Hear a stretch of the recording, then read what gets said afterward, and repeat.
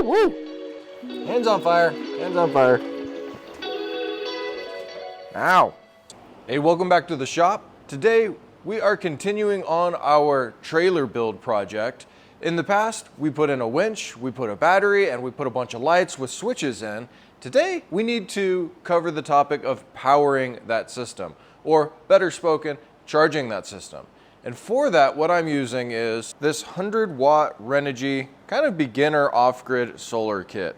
It includes a 30-amp charge controller, the cables that you need with connectors on them, and a 100-watt solar panel. I've already gone ahead and put the brackets on. It does come with this self-tapping hardware. I'm not going to be using those in this instance. I have another solution to mount to my roof. I also picked up a sealant container, self-leveling Camco sealant, and a solar gland to go through the roof so that I can seal up the wires as they go through and my penetrations aren't touching the metal. So our first steps are to locate where we want to put the solar panel, and I'm going to put it up on the right front corner of the trailer. That way I can drop the cables down that wall and then to my battery. I've already marked and drilled out those holes on the roof. Next, what I need to do is I need to find a way to support the panel on that flimsy sheet metal in a way that is not going to let this guy fly off of the roof. I think that this is going to be a good solution. So because I'm a material hoarder, I have a bunch of angle iron with these funny holes in it. That's because this was a bunch of free angle iron from a bed frame. What I've done is I've cut them to fit in between the roof rails so that I can grind the paint off, weld them. You can see the holes I just drilled, and then I'll drill down through the rails and mount directly to the frame through these welded cross members. Now, because I've already painted these, I will have to go back and grind the paint just off of the corners here, and then I'll line them up in the trailer, grind the paint off of those cross beams, then we can weld them in.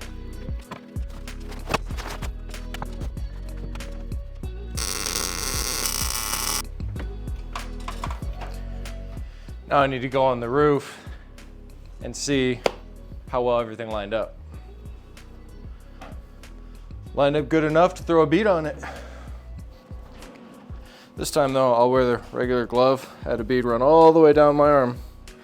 That last one was uncomfortable.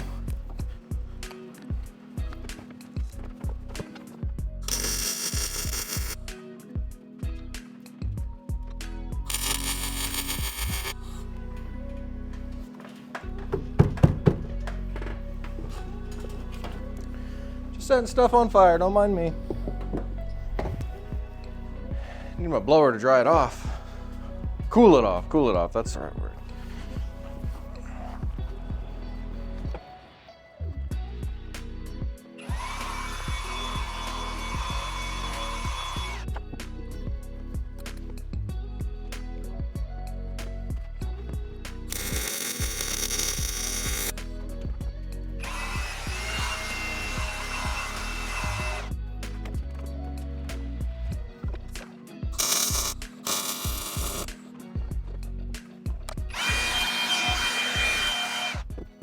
Setting my hand on fire, my beard on fire.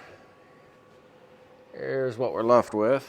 We've got 4 pieces of angle welded into the ceiling to create a nice, strong tie to the trailer. All right, I've got all the holes drilled for the mounting hardware down into the angle.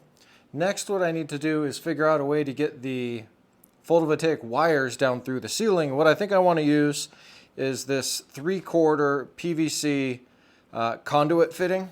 So what I'll do is I'll hole saw into the ceiling. I'll put this through the ceiling so that I have a nice smooth transition and there's no metal that's going to contact my wires, especially this flimsy sheet metal, so that I don't get any chafing, cutting, or rubbing. And I'll seal the edge, and then I'll put that gland fitting over top of it and then seal that. All right, see if we can get up here. Up on the ladder. Okay. Here's what we got going on. We've got our opening in the roof. We got our wires through our gland, our solar fitting, whatever you want to call this. So we have to drop these down through, and we'll glue this down to the ceiling. But somehow I already got these tangled up. Shoot. Alright, one end. Inside.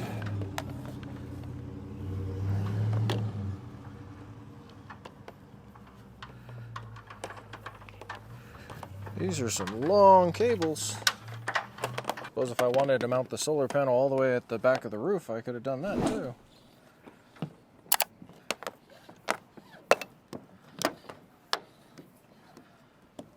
Alrighty. Righty. So that's how that's gonna go. If I ever need to run new wires, I'll have to pull this guy back off.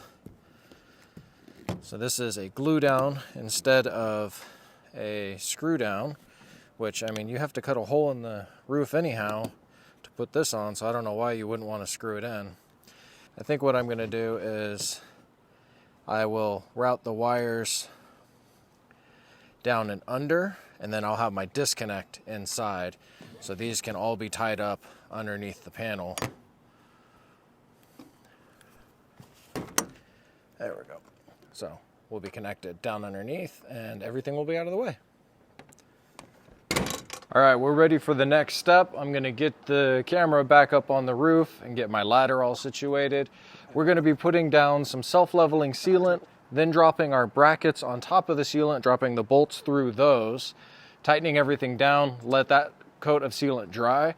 And then I'm going to self-level up over top of my brackets and my bolts as well, just to try to prevent any moisture intrusion possible getting in there. Now, while we're letting our self-leveling sealant dry up on the ceiling, let's get our charge controller installed. I'm also going to install a circuit breaker as a disconnect in between the positive line to the charge controller. That way I don't have to go up on the roof to disconnect the solar panel from the system. So since there's basically enough wire coming off of the panels to reach the back of the trailer if I wanted, I'm going to keep all my power system in close. So I'm going to mount it somewhere right in line with the fuse block here. I am going to run the positive charge loop through the fuse block. I'm running one panel at 100 watts at 12 volts. That's going to be between 8 and 9 amps. Even though this is a 30 amp charge controller, there just won't be 30 amps coming from the panel for it to use. So I believe that we'll be solid running a 15 amp fuse, which will give us a minimum 20% overage. I think 12.5 is probably what I want, but they don't make a 12.5 fuse.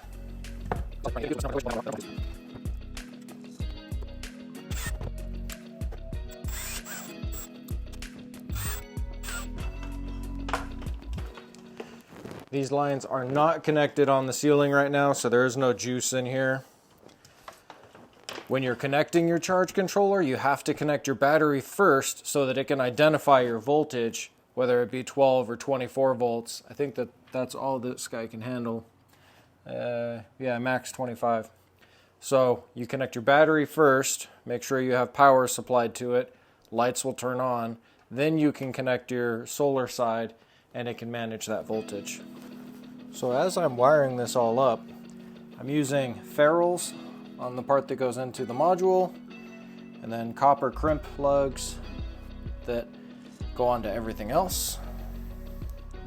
Okay, for you super astute observers at the back of the bus, I can hear you screaming that because I wired the solar charge controller into my bus or my fuse panel here, it's going to have power even if I disconnect the battery. Yes, you are correct, but it only has power if there's solar. And with the push of a button right here, there's no more solar. So I can disconnect the battery here, disconnect the solar here, and make sure this is off to my winch. Everything is powered down, nothing is energized, and there's no power going to anything in the trailer. So yes, I recognize that could be a safety concern, wiring this into here versus into the battery. But the reality is most of the time everything's going to be bust like this in a system anyhow. And I feel really safe with the fact that I know that this is my solar disconnect, this is my battery disconnect, and if I needed to label it, I could. In fact, I labeled my switches. I may as well label these. I'll just throw a label right here on the top, then everything will be swell. It's been a long day. It's already 103 degrees. I was out here this morning at 5:30, but we're ready to energize the system. I've got the panel locked down up there. I gone ahead and went over top of it, added more sealant. I squeezed down my connectors on the wires so that they're watertight. It's all sealed up. Everything should be ready to go up there. Now we need to energize the system. And I had to correct my mental math from earlier. A 20% protection rate on an 8.3 amp circuit would be 9.96. So I'm going to put a 10 amp fuse in here now. So we'll double check to see if we have any voltage coming in on the solar side. And we should. We currently have 21.81 volts. So before we turn on the solar side, we have to make sure to energize the battery, turn on the system. And I went ahead and labeled these, so now we know what disconnect is what. We'll turn on the battery side. The Wanderer should turn on, or our charge controller, indicating we have battery voltage. If you need to change it from a sealed, gel, flooded, or lithium, you hold the button for 7 seconds until you can cycle through the different colors. We're already on a sealed battery, which is good for my system. Double check my voltage at the battery. 13.1 volts. I've got a good strong battery already. Now we can energize the solar system. We'll wait for the indicator to tell us, are we over, under voltage, or what's happening. A slow blinking green light means that we have proper voltage coming out of the photovoltaic system. A solid green battery indicator light means we're charging. So now we can check at our battery, see what voltage we're putting into it. We're putting 14.5, 3, 4, 5, 6. So we're putting charging voltage into this as though we were running with an alternator. At this point, all we have to do is wait to see if this turns to flashing, that we have a fully charged battery, and our system is good. If you want to see how I put the winch in here, you can take a look at the video up over here. If you want to see how I wired up all of my lights and this fuse block, and all of that with the switches, take a look at the video up over here. Thanks for watching.